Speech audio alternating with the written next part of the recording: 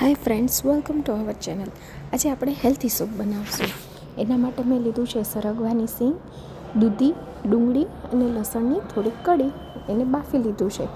1 cup દૂધી હોય, દૂધીના મોટા મોટા પીસ, ને સરગવાની સિંગ આંગળી જેટલી 10 કાપેલી હતી. એટલે માનો ને તમે 3 જેટલી સરગવાની સિંગ લીધી હતી.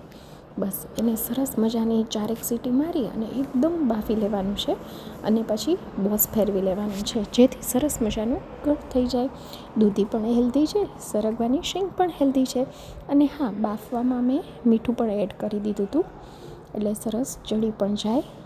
અને ટેસ્ટ માટે ડુંગળી નાખી હતી, બહુ નથી નાખી. અને લસણની કળી નાખી હતી.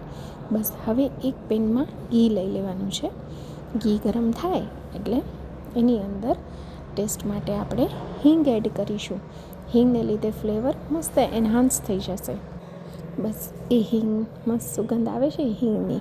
હવે ડાયરેક્ટલી જે આપણે ચર્ન કર્યું હતું સૂપને, એને હું ગળણીથી ગાળી લઈશ. સૂપની જ ગળણી લીધી છે, એનાથી ગાળી અને ડાયરેક્ટલી હિંગમાં જ વઘાર આપી દેવાનું છે. ઘીનો ટેસ્ટ અને હિંગનો ટેસ્ટ એનાથી બહુ જ મસ્ત લાગશે. અને મીઠું તો બાફવામાં નાખેલું છે તે.